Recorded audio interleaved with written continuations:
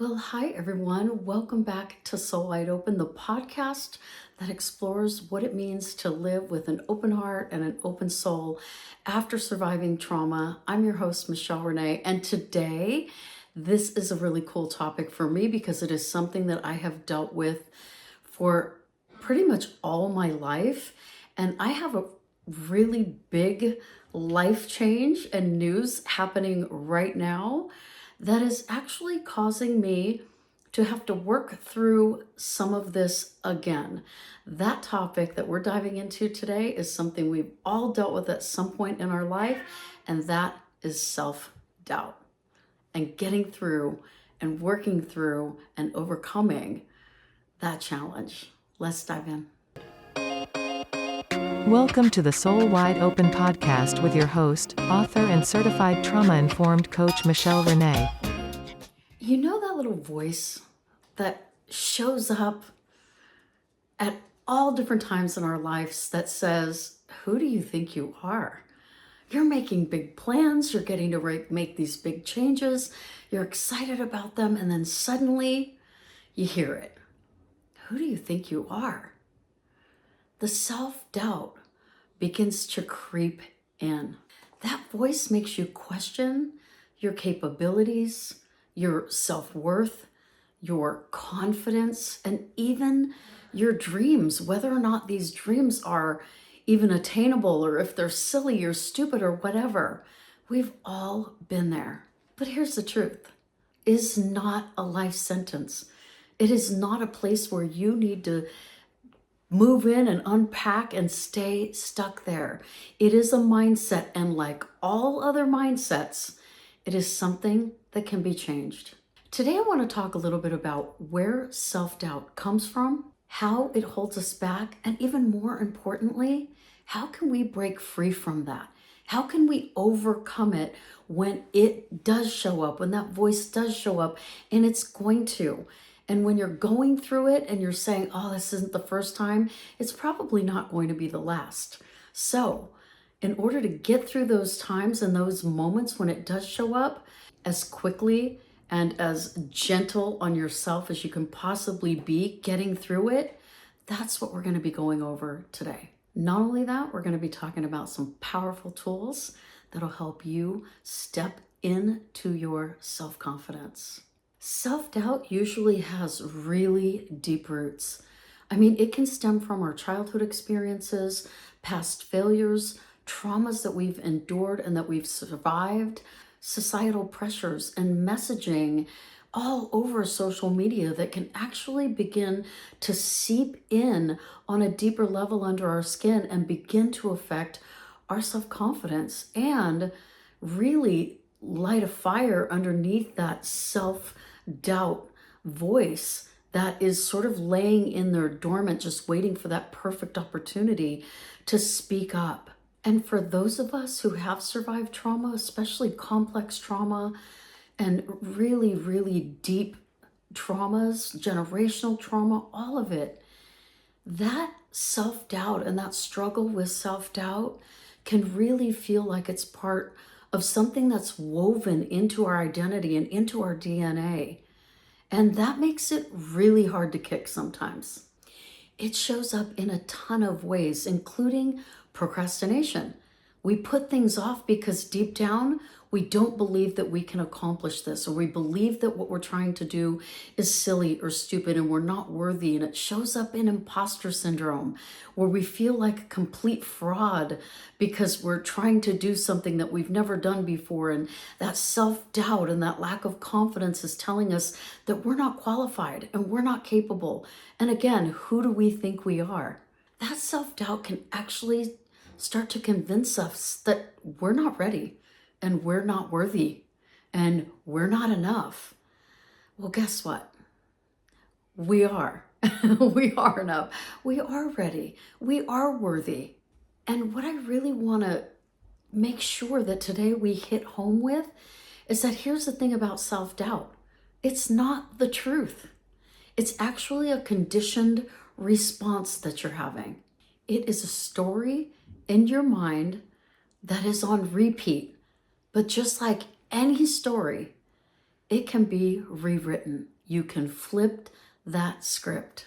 One of the most powerful things that you can do when self-doubt shows up, and what you can do to sort of combat that, is call it out. Call it out. The second that it shows up, immediately go, self-doubt is here. Hello, you're at my door. I hear you ringing my doorbell.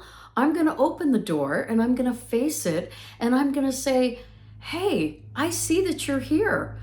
I'm so glad that you stopped by, but I'm not buying what you're selling anymore. Those days are over. And I'll give you a really good example. I'm getting ready to take yet another really big leap of faith in my life.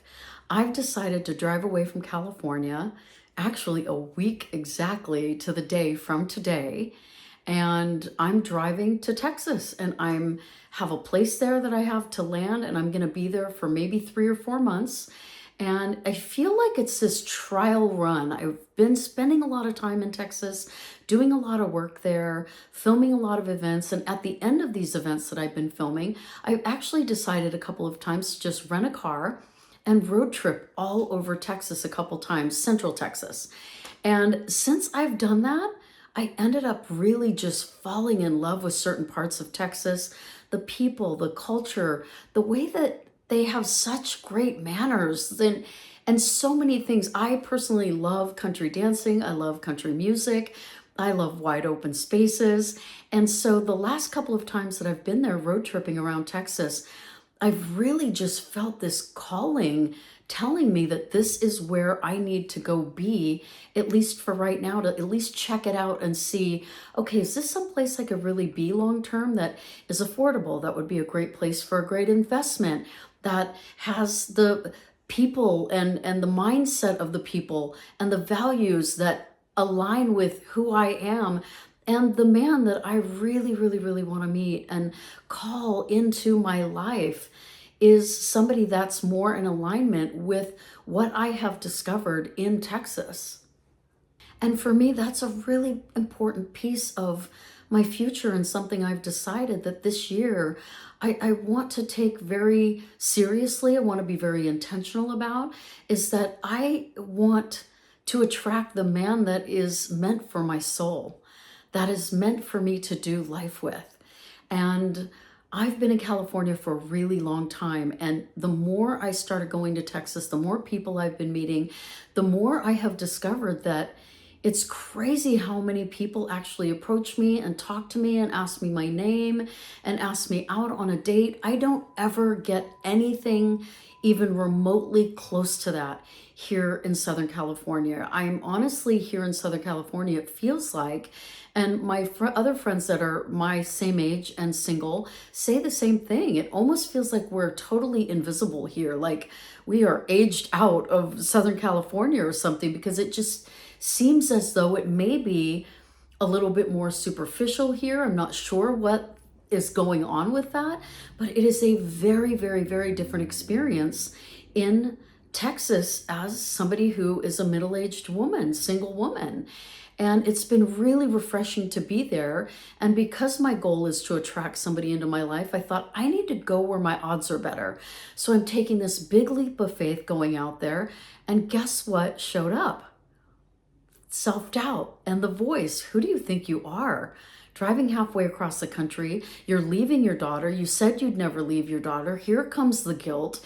Here comes so many bells and whistles that are just going off in my head, telling me that I can't do this, or that I shouldn't do this, or it's going to be a failure. I'm going to be out there alone, which none of that is true. I have so many friends out there that I know. I have so much support that the universe has just been pouring out, literally pouring out in support of my making this move.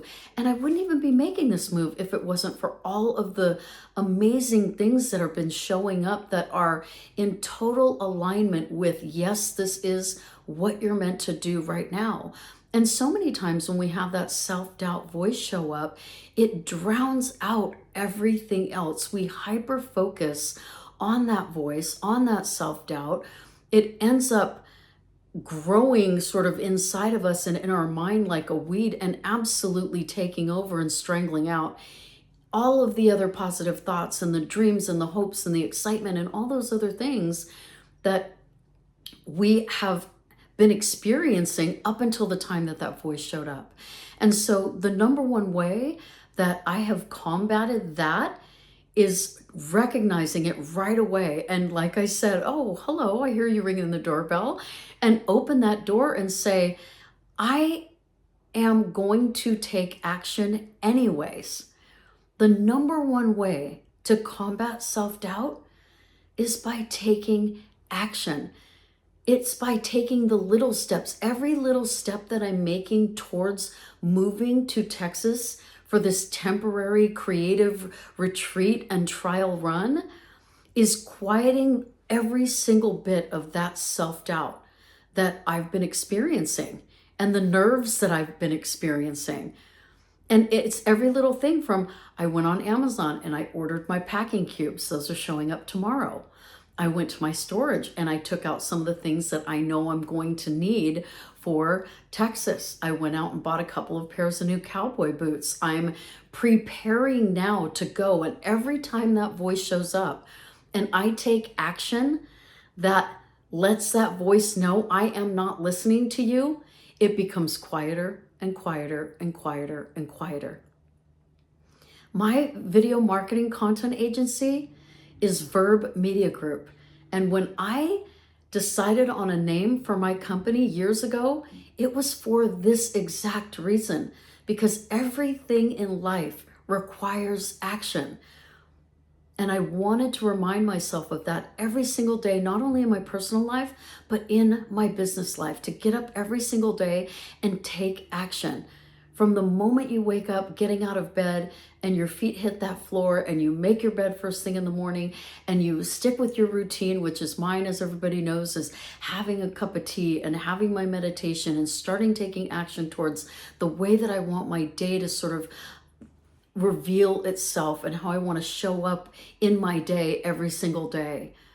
Like taking action, even the tiniest baby steps, like ordering those cubes, ordering the packing cubes, getting everything ready to go, telling everybody, posting on social media, I'm doing this, because guess what? That's an accountability.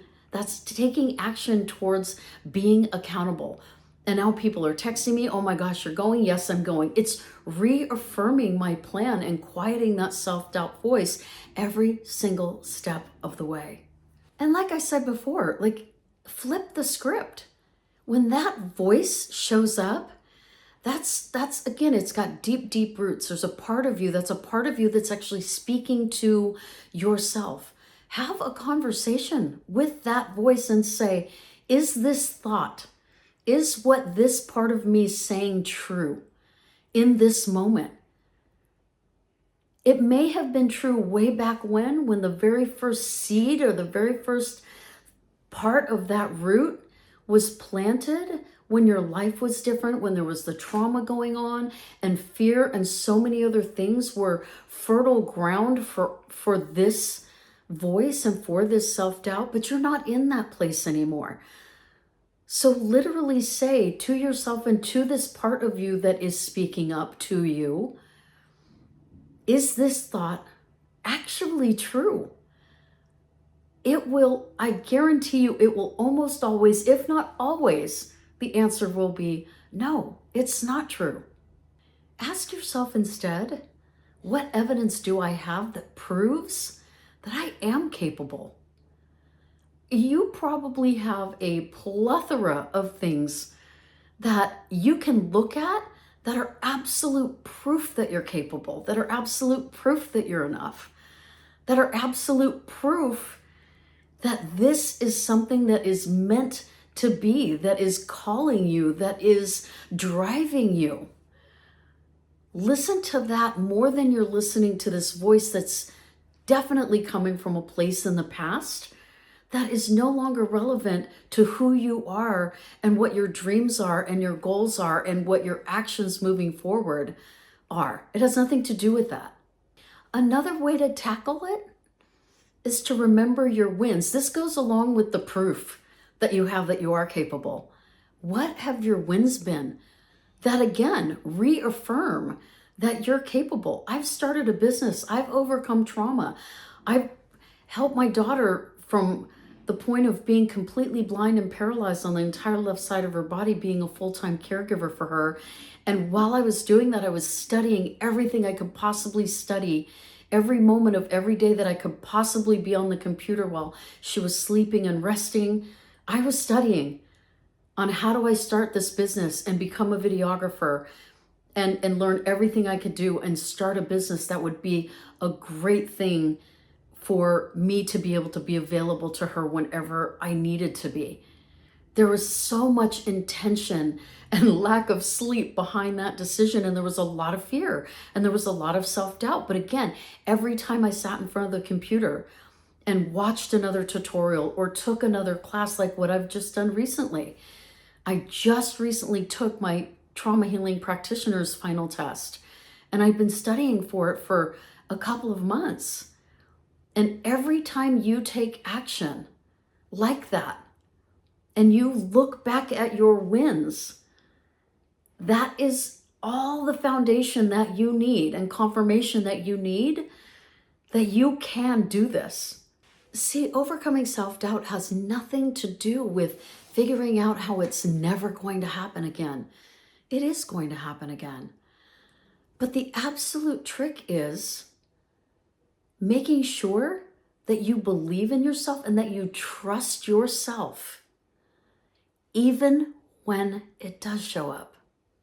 And building that sort of muscle of trust really begins with something that one of the 4 Agreements, which is one of my favorite books of all time. I absolutely love the book, The 4 Agreements. And I love the part of that book that talks about being impeccable with your word. It is something that I go back to literally all the time. But it's not just about being impeccable with your word with other people. How you build that trust muscle with yourself is by being impeccable with your word to yourself, keeping those promises to yourself.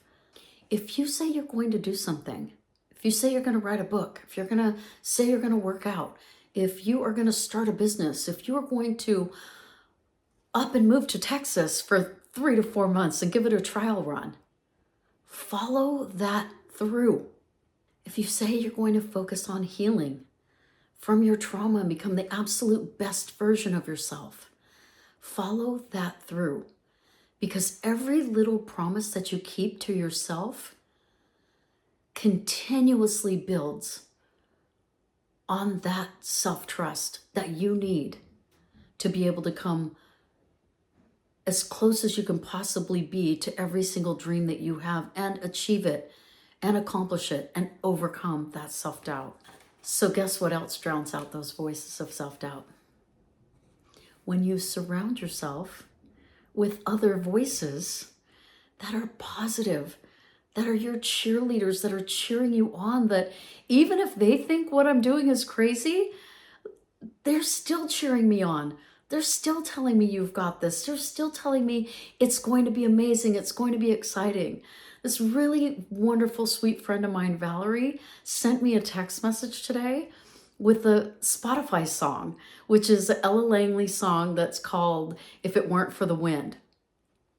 And her message in it was like, this is so your road trip song for when I go to Texas. And it's all about, if it weren't for the wind, maybe I wouldn't leave every other day with the tumbleweeds and all this stuff about just upping and going and trusting yourself and traveling and loving open spaces and embracing your gypsy soul. And I do that a lot. This is such a big part of my living with my soul wide open. And what I really believe is a big part of helping others live in a way where their soul is open and their heart is open. Because when you're open like that, that means you're ready. Imagine your arms wide open.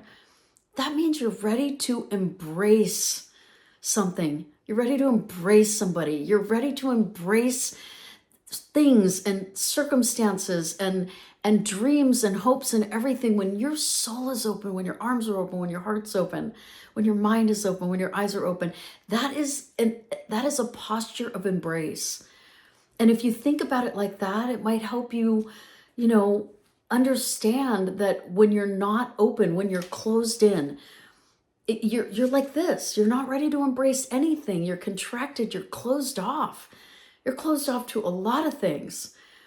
And I mean, I have been broken into a million pieces of broken glass with everything I've been through in my life. But guess what a million of pieces of broken glass can become? All those pieces of broken mirror and glass can be put together into what we all know as a disco ball. And what do disco balls do? They shine. They sparkle. They spin and make other people happy. Like, honestly, I sent my friend a text last night and said, we are freaking disco balls. Like, that's what it means to live with your soul wide open. I'm not looking at my life as broken glass and broken mirror and sharp edges. I'm looking at my life like, oh my gosh, all of that turned me into a disco ball.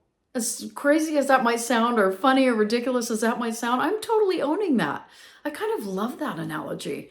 I am a freaking disco ball. I'm just owning it, owning it, owning it. So when it comes to drowning that voice of self-doubt out, yeah, surround yourself with people that are going to be looking at you going, oh my gosh, you are just going to shine and thrive at all of this like a disco ball. And I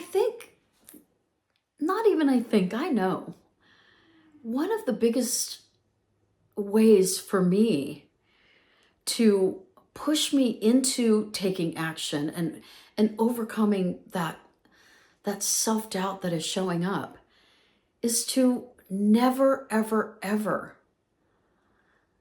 drown out or let it drown out your why. Why are you doing what you're doing? There's so many reasons why. I'm going to Texas. I don't want to leave my daughter. But guess what? She's 31 with an incredible husband, and she's in the best possible hands, and I can always come back. And like she said to me, I was like, are you sad that I'm leaving? She goes, yeah, I'm going to miss you. I'm going to miss you being around. I'm going to miss seeing you. But Mom, you have sacrificed. I'm going to get emotional.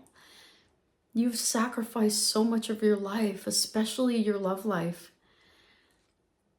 to be with me and stay with me and raise me even after I was an adult, and to take care of me through my MS and for everything we've gone through.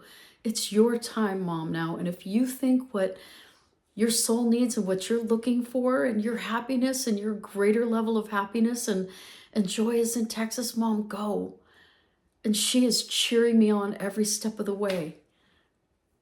Surround yourself with those voices. Self-doubt will hit the gas and take off in the other direction if you're surrounding yourself with those voices. Self-doubt is not a sign that you're unworthy or incapable. It's just a sign that you're human. We're all human. This is something we all deal with from time to time. People deal with it all the time, even on their wedding day. This is just part of us being human. But you don't have to let that be in control of your choices at all. So today I want to leave you with this one thing. What is something that your self-doubt has been holding you back from? And what is one small step of action in a forward direction you can take today towards that? Just remember, you are definitely enough. You are definitely capable, and I believe in you. Thank you for joining the Soul Wide Open podcast today. If this episode resonates with you, please share it, like it, love it, subscribe to my YouTube channel, download it, do all the things. If you've already hit that subscribe button and you're already a part of the Soul Wide Open community, thank you so much. Until next time, stay open, stay brave, and remember, you are so much more powerful than your doubts.